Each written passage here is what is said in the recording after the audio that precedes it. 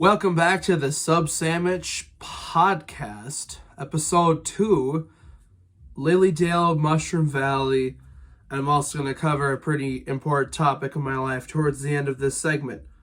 Stay here till the end. Right off the bat, you know what time it is.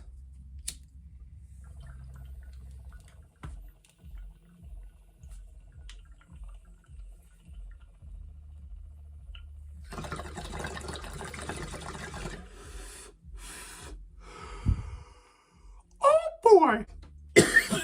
Testing out my new lighting I'm going to be using in future videos. So Mushroom Valley has a wild past. It's a pretty cool place, and I think the place is a little underrated and it gets a little too much hate. People will say overrated because of the traffic it gets and how known it is, but people don't really truly know the history of it, and I can tell by how people talk about it. It's obvious. I'll start with the first cave that I can think of that goes as far to the east from the main, like far east, is a little cave, just a little empty cave right outside the hockey arena of the west side.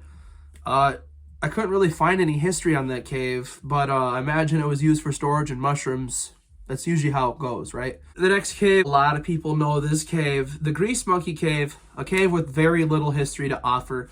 But once owned by an auto shop, this cave was used to store away bad/used tires, car parts.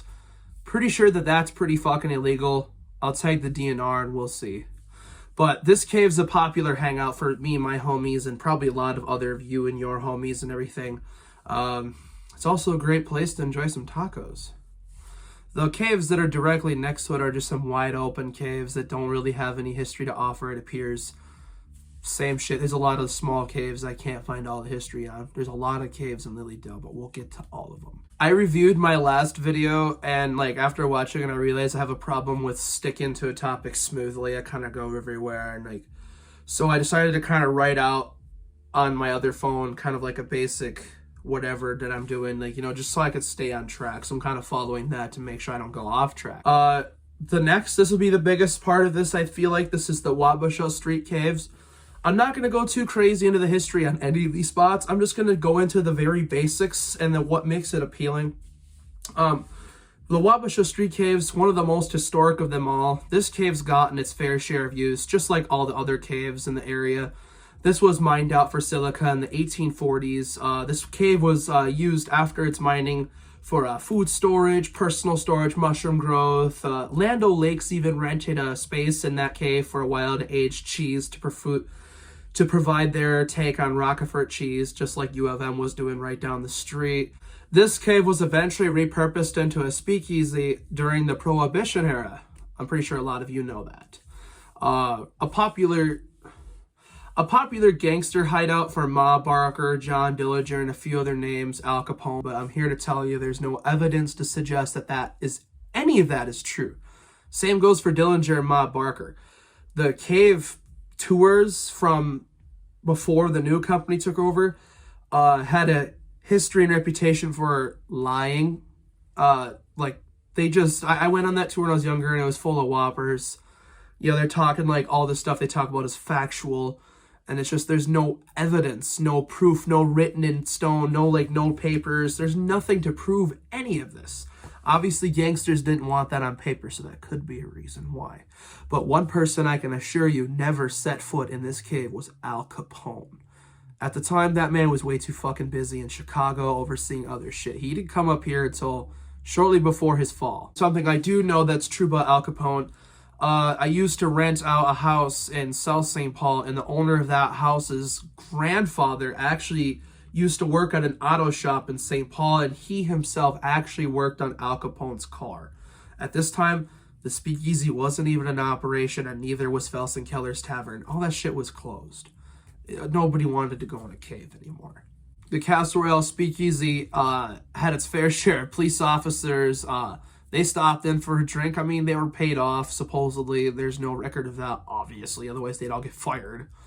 And then there's the whole 3 people got murdered in the back room, and someone could have just literally racked a few rounds and shot the wall for the sake of a story to get that haunted cave thing going, but I don't know, from what I understand, the historians just kind of find that cave to be not as historical as the previous cave owners claimed it to be. 1970s saw the opening of Castle Royale 2, which was like a 70s disco party club, and my grandma and grandpa, my mom and dad actually used to tell me stuff about that when I was growing up, and like, it just sounded like a lot of fun. Like, just imagine going in a cave and listening to the Bee Gees with the big old Jufro and the fucking glasses, just disco music, you know? Yeah.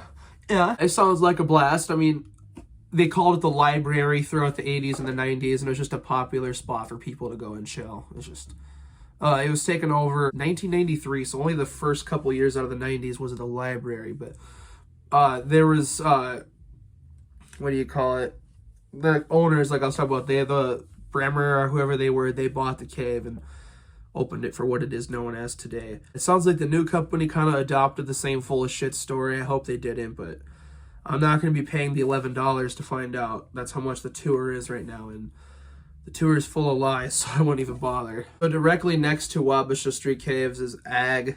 Ag is a 3-cave system that's not called Al Capone. Some of you know it as the Health Partners Cave, the Agriculture Caves, whatever. Agathon is its true name. Al Capone especially would never dare set his nice shoes in that sand hole. What the fuck? Who came up with that myth right now? Comment below.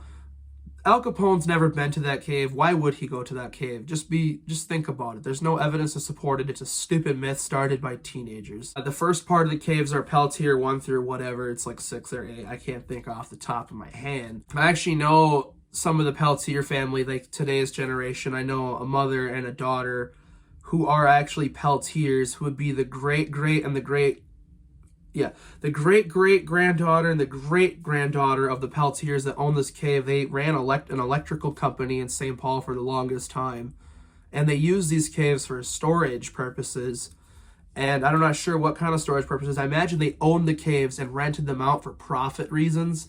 I couldn't imagine an electrical company storing anything in a cave. Like, their shit would go bad. Maybe they didn't know that back then, and maybe they did, and that's why they don't have the cave anymore. I don't know.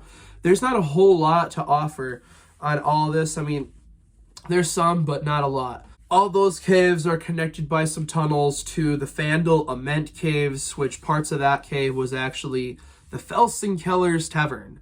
The Felsenkeller's Tavern was a real bowling alley that you could go bowling at, and you could get a drink, and it was a fun place to go. It was excellent. And today, you can actually visit the real part of the cave where the bowling alley once existed and bowl there today. Not quite the same bowling, but the experience is worth it to me, if you ask. Now, this cave is probably the most controversial cave in the entire city of St. Paul, entire state of Minnesota, maybe the fucking Midwest as a whole. Probably.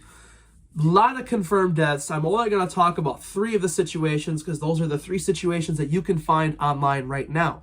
There are other ones I've read at the library and several other places and stories I've heard. So we'll just cover the 3 ones I can back for sure. 1987, there was a collapse and a woman died in that cave. Tragic story. The city was on edge about it. 1992, 2 runaways ran away from a group home nearby, decided to pick the cave as their hideout, lit a fire, passed out for the night. They never woke up. Not very smart, but I'm not trying to be too insensitive, but I mean, I thought that was common sense. You know, you wouldn't light a fire in your house, right? 12 years later, 3 more teens perished in a cave. They did not actually light the fire. I've heard the stories from throughout the community. From what I hear, they just wanted to explore the cave, and they were unlucky. Someone else lit a fire in there prior. 3 of them passed away, and 1 survived. Glad that guy survived. It sounds like he's the one that was originally pushing the original facts and like getting all the rumors cleared up, but it is tragic. Now, now this cave is safe for you to explore. You'll be okay. Nobody really lights fires. People get it. It's kind of an unwritten rule. Now, there are some idiots that will light fires and like hams too and shit like that. There's been a couple times I visited other caves and I could tell the oxygen like is a little lower than normal, and I'm really good at sensing that. I've come to realize. And like, if you're ever exploring a spot with me and I say the oxygen seems kind of low, just listen and let's head out.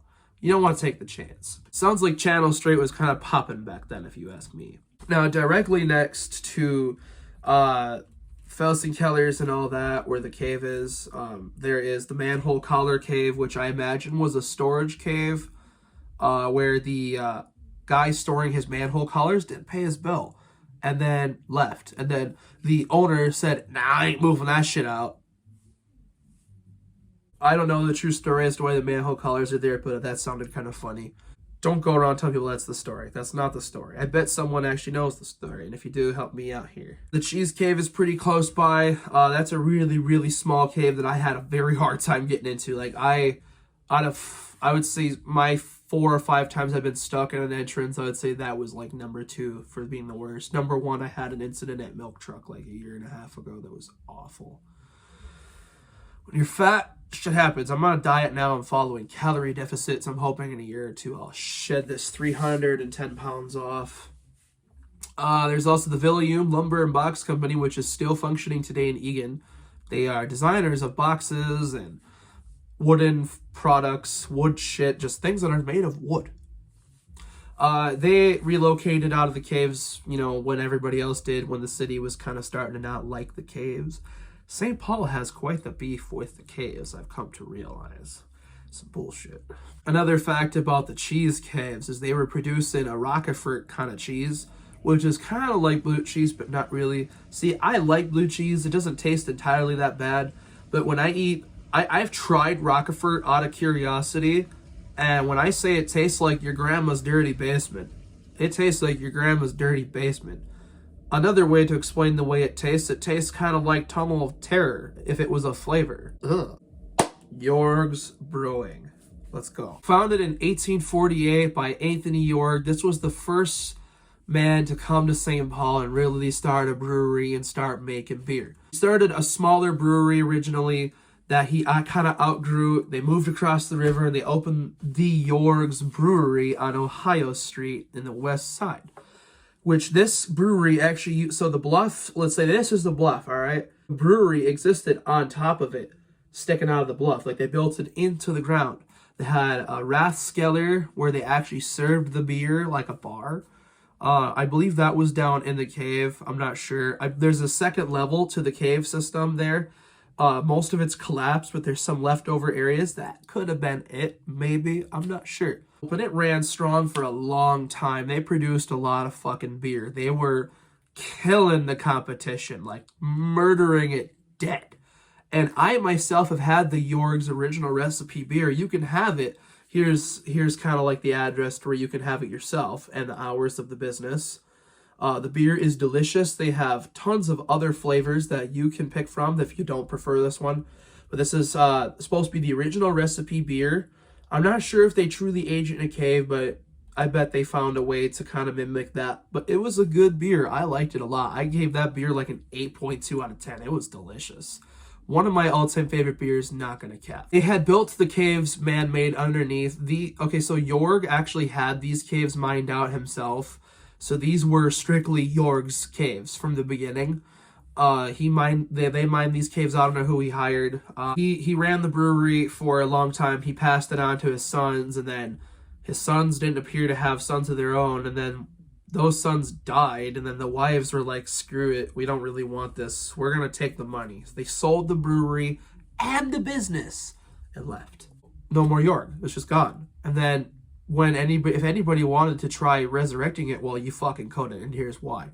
It was crippled by a fucking horrible fucking flood that the year that they sold it. I think it was like the early 50s, not sure the exact year, but in 1956, the rest of the building burned the fuck down. It was gone. All that's left is that little bit of foundation that we see today, and like the cave. That's it. And luckily, the cave is fun, and we have a Yoerg's video coming this summer. Stay tuned.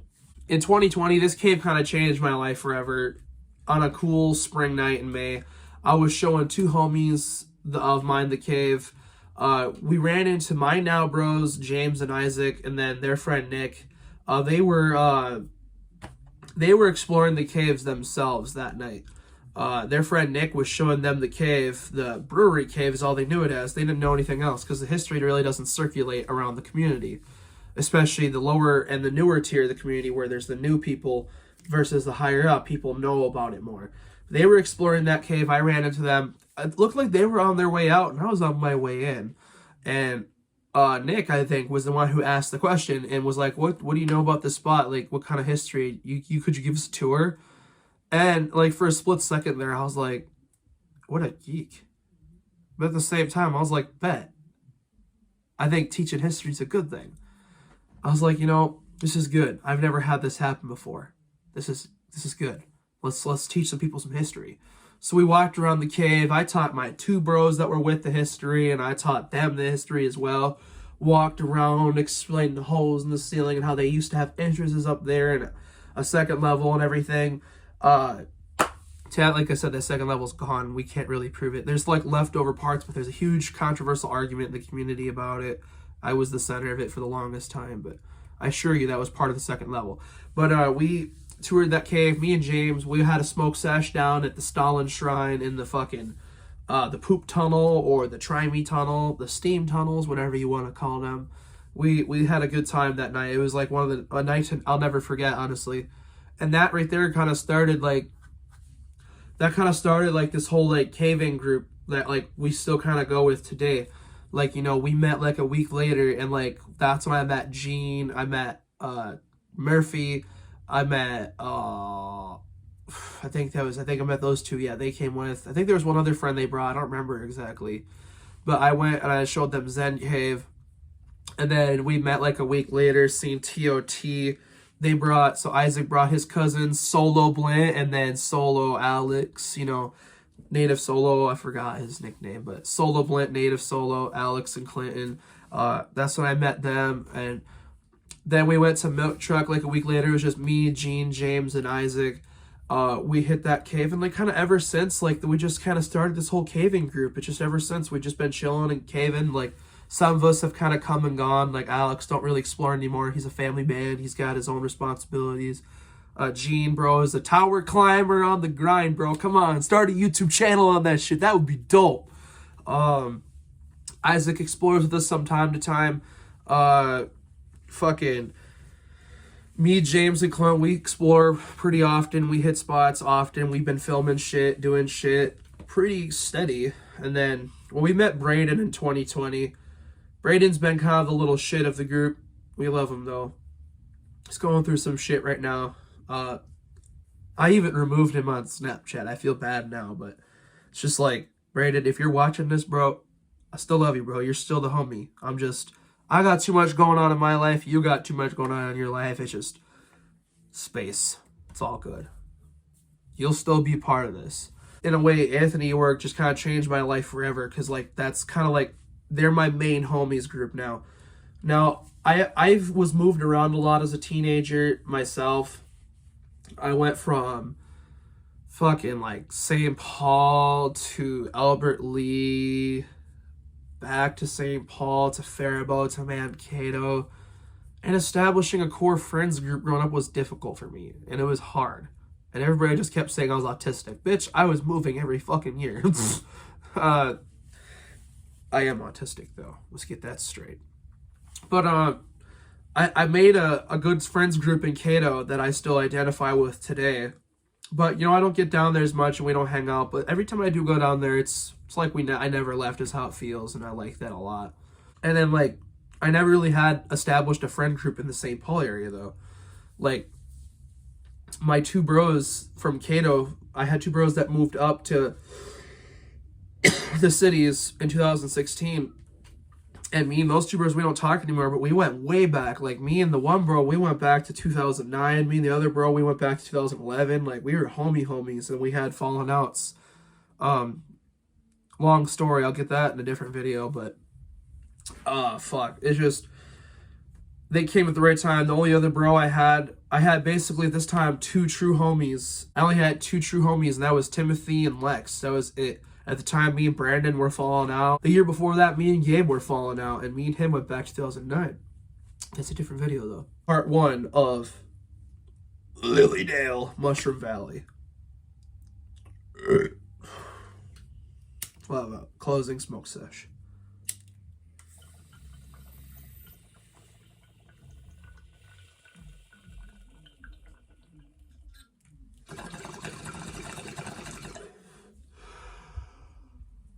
I'm high as shit. I took one rip at that and I got high, and I took a second rip. Now I'm getting higher.